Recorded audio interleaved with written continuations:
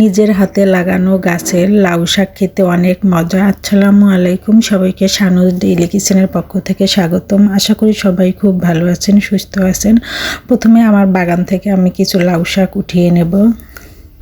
আর এই গাছটা কেবল নতুন লাগাইছি, ভাবছি শাকগুলো খেয়ে নিই, তাহলে ডালপালা অনেক মিলবে। এই জন্য গাছ থেকে বেশ কিছু শাক পেরে নিলাম। আর শাকগুলো অনেক তরতাজা ছিল, কেটে ধুয়ে পরিষ্কার করে নিয়েছি। এখন আমি শাকগুলোকে সিদ্ধ করে নেব, এর জন্য সামান্য লবণ দিয়ে ঢেকে দিলাম। এই তো খুব সুন্দর মতো সিদ্ধ হয়েছে। এখন শাকগুলোকে উল্টে দেব, দিয়ে নেমে নেব। আর অন্যদিকে প্যানে দিয়ে দিয়েছি পরিমাণ মতো তেল, বেশ কিছু পেঁয়াজ ও রসুন কুচি, সঙ্গে দিয়েছি কাঁচামরিচ কুচি, দিয়ে সুন্দর মতো লাল লাল করে ভেজে নেব। সামান্য একটু লবণও দিয়ে দিয়েছি, কারণ সিদ্ধর টাইমে আমি লবণ দিয়েছি, এজন্য বুঝে শুনে লবণটা দিয়েছি। এখন শাকগুলো দিয়ে দিচ্ছি,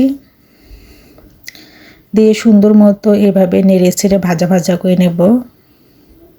আর এই শাক ভাজিটা খেতে অসাধারণ হয়েছিল, কারণ গাছের শাক একদমই অর্গানিক, কোনো সার নেই, খেতে অনেক মজা ছিল।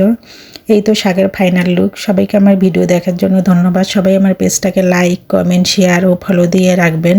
আমার ইউটিউব চ্যানেলটাকে সাবস্ক্রাইব করে রাখবেন। সবাই আমার পাশেই থাকবেন, আমাকে সাপোর্ট করবেন। আল্লাহ হাফেজ।